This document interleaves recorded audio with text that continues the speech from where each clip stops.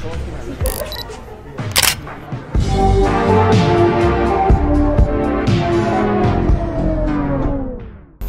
I have not been gone for 2 weeks. I went to Thailand, and then like after that, I just had like Thailand withdrawals, okay? I did not want to do anything. Today I'm going to be giving you 8 tips if you are a baby beginner TikTok editor. I've dropped tips about being a beginner editor on TikTok specifically before, here and there in a couple videos. I want to do a set video on it because there's a lot of tips I have. If it's your first time here, I want to say hi, I'm Tati. Hi, I'm Tati. I have an editing account on TikTok, Films by Tati. My account currently has 135K. I've been editing on TikTok since I think 2022. I'm also actively getting paid through the TikTok Creator Fund for my edit. And I've been editing before that on Instagram since 2018. That is why you should listen to me throughout this entire video. My first tip is do not stick to one fandom. This has to be your biggest fumble ever if you do that. I genuinely don't think that one fandom is going to work in the long run. Even if you have a super successful account that's just one fandom, I think in the long run, like if you want to get paid, if you want to do like partnerships with other companies, because now people are hiring editors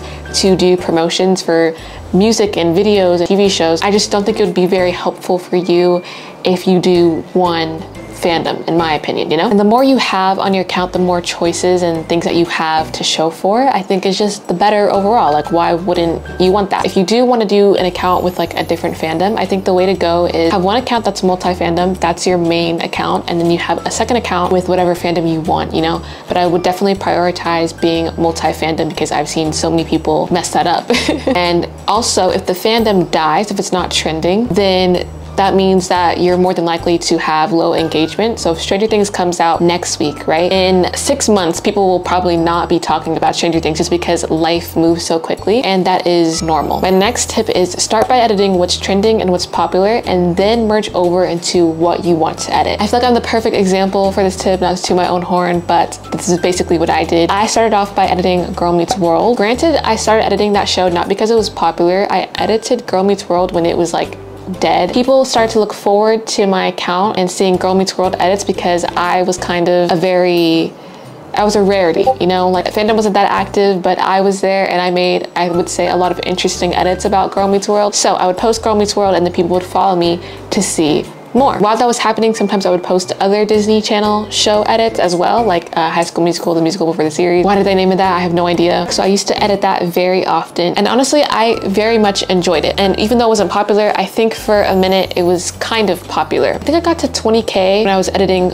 mainly Girl Meets World. And then I kind of like merged them over into other things. I don't know what I started editing next. I did Marvel and I don't know, some other shows probably. I did Never Have I Ever. Like, I just started going to different fandoms and stuff. And so eventually I became known as like multi-fandom. But for the most part, a lot of my followers, majority, know me probably from my Girl Meets World edit or my Percy Jackson edits because I had different eras in my account. This corner of my followers probably followed me for this, and that corner followed me for that, and that corner followed me for that. And it's just like multi-fandom. So yes, take my advice, start off by editing something that's trending and popular. Next is to make mutuals. If you're a baby TikTok editor, people are so scared of making mutuals. I don't know why. Honestly, I think it's because on TikTok, it can just be very intimidating, very heavy opinions on the TikTok editing side of the community, you know, like CapCut and a whole different thing. I could make a whole video on that.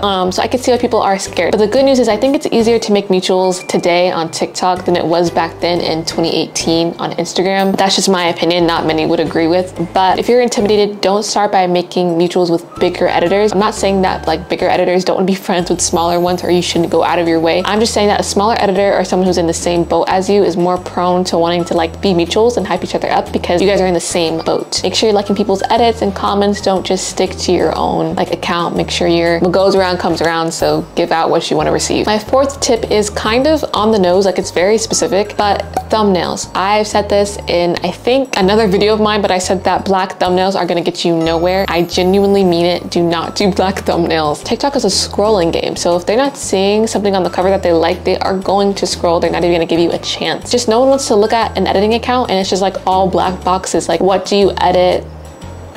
what do you edit? Like, that's basically it. I don't think I need to explain further. My fifth tip is do not immediately seek out criticism. I feel like this is also a controversial opinion, but I don't think it's necessary to reach out for criticism when you're just starting. Like, of course you can do better. You just opened iMovie 2 days ago. Like, you can do better, obviously. So I don't think you need to go to other people in order for them to tell you that. I would say you could start getting criticism when you know, like start moving along, like maybe 6 months of editing, maybe like a few months after you start editing. But to get criticism right off the bat, I just don't think it's necessary at all when you're a baby beginner editor. I don't think people realize that, like, depending who you get criticism from, it could really make you feel down about your edit. If you're a baby editor, you should be just having fun, you know? Don't worry about getting good immediately. Just have fun with it, and then slowly ask criticism from people you trust and know first, and then get like random people's opinions. Just be careful and be wise. Number 6 on the tip list, find a good posting schedule. Find a good time to post. You have the option to view your analytics on TikTok. You should definitely do that. It's good to stick with what's frequent. So I know that on my account, my followers are active around 6 p.m. my time every day, and then 6 a.m. my time every day, which is so weird, such a random time. So you want to stick to that. You want to stick to a good posting schedule. If you're going to post once a week, post once a week on that same day. If you're going to post twice a week, post twice a week, you know? But if you don't have a schedule and you're just posting willy-nilly,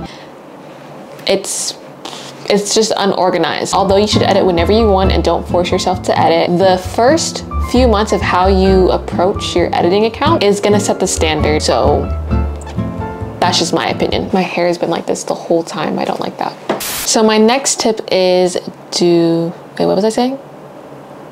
But yes, you should always edit like when you want. I'm just saying, don't post once a month and think like, oh my God, this is flopping. You haven't posted in ages. Tip number 7 is do not get into any editing groups. People, I feel like are gonna disagree with me on this, but you're like, Tati, you're supposed to be socializing, like you just said, go out of your way to make friends, individual friends, but do not get into an editing group. Don't go into like the editing Discord servers or anything. I just would not, as a baby editor, like that is the best advice I could give you. I did that when I was super insecure about my editing, and it just made me even more insecure about my editing. Even if people weren't outright rude, it was just the fact that I felt new and they had been editing and they had their clicks and stuff, and it wasn't a fun time for me. It could be different for you, but I genuinely think that you don't have any reason to get into like the big social circles until you are secure with how you edit and you like your edits. Do not join them if you don't like your edits. My last tip, and I think this tip comes from like how the community is right now, don't feel bad because you want engagement. Don't feel bad because you want followers and views and comments. Like, don't feel bad for that. I don't know why, but every time I like open TikTok and hear anything about editing, people are like, oh, you should do it for fun. Like, you should do it because you like it, not because you want to like get views and stuff. That is true for sure, but like some people just want engagement. Like, I don't think that's a bad thing, and I don't think you should feel bad about that. Two things could be true. We could do two things at once. We could have a hobby that we enjoy and still try and do our best at it. Any artist wants good feedback. Anyways, those are my 8 tips for baby beginner editors. Follow my editing account, Films by Tati. I hope these tips helped you. If you have any additional ones, drop them down below. And if you have any questions, then you can also drop them down below. And I'll see you in my next video. Okay, love you, bye.